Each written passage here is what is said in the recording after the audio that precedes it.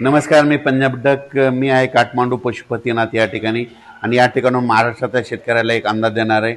महाराष्ट्रातल्या सर्व शेतकऱ्याला सांगू इच्छितो की तुम्ही काय करा, शेतीचे कामे करून घ्या. आजच्यानं कंप्लीट 12 दिवस पाऊस यायचा राहिलेला आहे.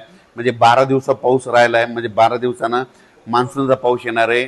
म्हणून हे सर्वप्रथम शेतकऱ्यांनी अंदाज लक्षात घ्यायचा आणि शेतीचे कामे करून घ्यायचे.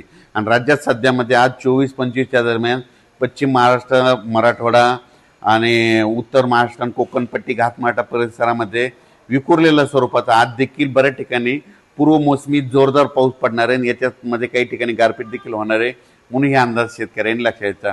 त्याच्यानंतर विदर्भातल्या शेतकऱ्याला सांगू इच्छितो की विदर्भातल्या शेतकऱ्याचे फोन आले, पूर्व मोसमी पाऊस कधी येणार आहे. तर विदर्भातल्या सर्व शेतकऱ्याला सांगू इच्छितो की पूर्व मोसमी पाऊस तुमच्याकडं 26 मे पासून ते 5 जूनच्या दरम्यान चांगला पाऊस पडणार आहे. वेगवेगळ्या भागात विखुरलेल्या स्वरूपाचा खूप काही ठिकाणी ओढे नाले वाहतील असा विदर्भात देखील 26 मे ते 5 जूनच्या दरम्यान त्या 10 दिवसामध्ये पडणार आहे.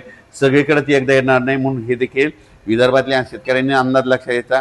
पण विदर्भातल्या शेतकऱ्याला सांगू इच्छितो की तुम्ही काय करा, शेतीचे कामे करून घ्या, शेत तयार करून घ्या. कारण की तुमची पेरणी जरा यावर्षी लवकर होण्याची चान्स आहे. कारण की यावर्षी पाऊस शॉर्टकट मार्गाने येत असल्यामुळं, मान्सून शॉर्टकट मार्गातून येत असल्यामुळे तुमच्याकडे देखील मोसमी पाऊस लवकर दाखल होणार आहे. म्हणून शेतीची कामे विदर्भातल्या 6, 5, 11 जिल्ह्यांमध्ये वर्धा, नागपूर, भंडारा, गोंदिया, चंद्रपूर, यवतमाळ, वाशिम, हिंगोली, त्याच्यानंतर बुलढाणा, अकोला, अमरावती, इकडं नांदेड जिल्हा, यवतमाळ जिल्ह्यातल्या शेतकऱ्यांनी शेतीचे कामं करून घ्या. कारण की पूर्व मोसमी पाऊस तुम्हाला पडणार आहे, त्याच्या पाठीमागून लगेच मोसमी पाऊस येणार आहे. म्हणून तुमच्यासाठी खूप चांगलं वातावरण राहणार आहे. म्हणून हे देखील लक्षात घ्यायचं. परभणी जिल्ह्यातल्या शेतकऱ्यांनी देखील शेतीची कामे करून घ्यायची. कारण की परभणी जिल्ह्यात देखील काय होणार आहे, म्हणजे मराठवाड्यात देखील काय होणार, मराठवाड्यात देखील तुम्हाला सांगतो, परभणी जिल्हा झालं, लातूर जिल्हा झालं, बीड जिल्हा झालं, धाराशिव जिल्हा झालं, ह्या पट्ट्यामध्ये काय होणार, पूर्व मोसमी पाऊस काय होणार आहे, अगोदर थोडा जास्त पडत असल्यामुळे काही भागामध्ये जास्त पडणार आहे. पण मराठवाड्यातल्या शेतकऱ्यांनी तुम्ही काय करायचं, अचानक कंप्लीट आपल्याला पाऊस येण्यासाठी 12 दिवस शिल्लक राहणार आहे. 5-7 जूनला पाऊस येणार आहे. म्हणून हा अंदाज लक्षात घ्यायचा. पण बदल झाला तर त्याचा परत निषेध दिला. पण माझं म्हणणं आहे, तोपर्यंत आपण आपल्या शेतीचे कामं करून घेणे सगळ्यात महत्त्वाचं आहे. उत्तर महाराष्ट्रातल्या शेतकऱ्यासाठी एक आनंदाची बातमी, उत्तर महाराष्ट्रातील काय होणार आहे, म्हणजे 26-27 मेच्या दरम्यान देखील पूर्व मोसमी पाऊस असणार आहे. आणि उत्तर महाराष्ट्रात देखील काय होणार आहे, म्हणजे 1 जूनच्या नंतर देखील बऱ्याच ठिकाणी तिकडल्या भागात देखील चांगला मान्सून पूर्व, नंदुरबार जिल्हा झाला, धुळे जिल्हा झाला, जळगाव जिल्हा झाला, नाशिक जिल्ह्यामध्ये पाऊस बरसणार आहे. म्हणून हे अंदाज लक्षात यायचा. पण उत्तर महाराष्ट्रातल्या शेतकऱ्याला सांगू इच्छितो की तुम्ही काय करा, म्हणजे 5 जूनच्या अगोदर तुमचे शेतीचे कामं सगळे रेडी करून ठेवा. कारण की मान्सून पूर्व पाऊस बी बरसणार आहे आणि त्याच्या पाठीमागून मान्सून येईल. म्हणून पीक यावर्षी पण सर्व शेतकऱ्याला सांगू इच्छितो की शेतीमध्ये पेरणी करत असताना, लागवडी करत असताना स्वतःचा निर्णय स्वतः घ्यायचा. जमिनीमध्ये ईदभर ओल गेल्याच्या नंतर तुम्ही पेरणीचा निर्णय घेऊ शकता.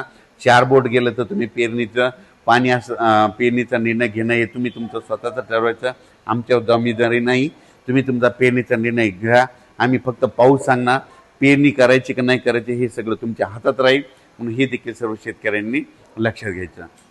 आणि एक सगळ्यात महत्त्वाचं एक सांगतो तुम्हाला, कोणता तज्ज्ञ सांगणार नाही, 1 जून नंतर महाराष्ट्रात पडलेला पाऊस हे मान्सूनचा गृहीत धरायचा.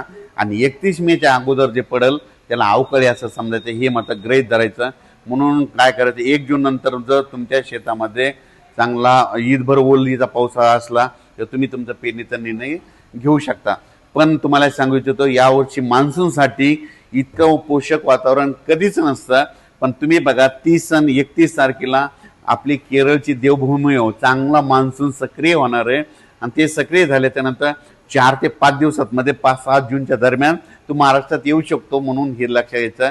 आणि शेतकऱ्याला एक चांगल्या म्हणजे विशेष बियाणे निवड करत असताना तुम्ही तुमच्या आपल्या पाहुण्याला, आपल्या नातेवाईकाला, आपल्या स्वतःच्या अनुभवानुसार ज्या बियाणाला गेल्या वर्षी आदोमध्ये यापुढं पहिलं बी काय उतार आला असे बियाणं निवडा. म्हणजे जे चांगलं आहे, ज्याच्यामध्ये येलो मोजॅक येणार नाही, खोडकिडा लागणार नाही, अशा जाती निवडा. लवकर येणाऱ्या निवडा.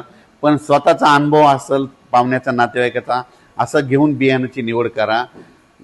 मी देखील माझी शेती करत असताना मी देखील काय करतो, माझा स्वतःचा अनुभव घेतो. नातेवाईकाला पाहुण्याला 10 ठिकाणी प्लॉट बघायला जात असतो आणि त्यानुसार मी देखील पेरणी करत असताना वैयक्तिक मी माझा निर्णय घेत असतो.